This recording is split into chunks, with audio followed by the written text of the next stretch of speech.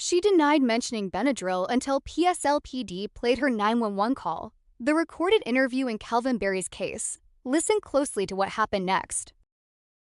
Caught contradicting her own 911 call, yet PSLPD still closed the case. Interview with Calvin Berry's wife about the high level of Benadryl found in his system after she reported him missing, but she did not participate in any searches. One interview, one important question. What were these PSLPD investigators actually investigating? Were they investigating the Benadryl or explaining away a potential homicide? Watch how her answers changed as the interview continues. See the unanswered questions at the end. Yeah, he said he was going to go to the garage to check something out. Okay. At some point, you can't find him, and you decide to call 911. I can't find him. I went to the garage because that's when he said he was going to be, but he wasn't in the garage. And then I looked and saw the side door open. So I walked around the house in the inside.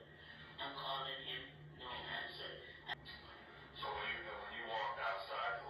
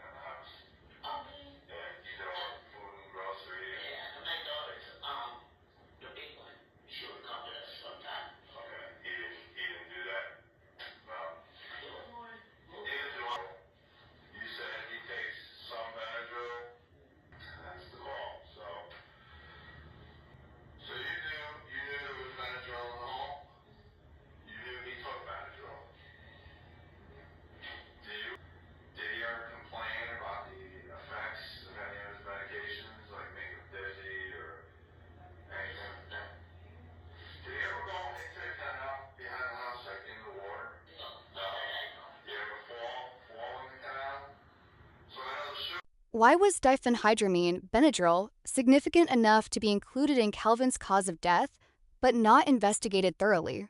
What caused such a significant level of diphenhydramine in Calvin's system?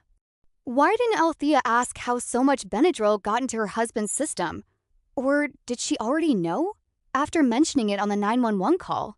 These are rudimentary investigative questions.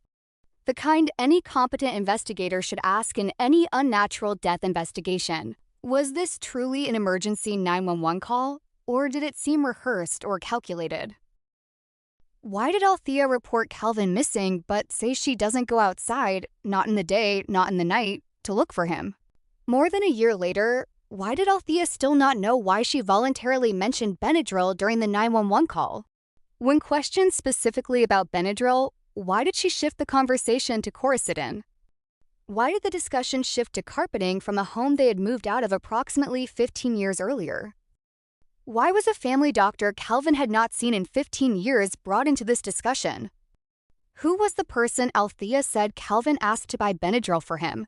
Was that person ever identified or interviewed? Where was the daughter Althea referred to as the big one during the hours after Calvin was reported missing? Was her timeline or whereabouts established? Why did Althea tell investigators that she and Calvin were the only ones at the residence when phone records placed Patrick Harris there during the relevant timeframe? Does a proper investigation accept a witness's account as gospel or independently verify every material claim?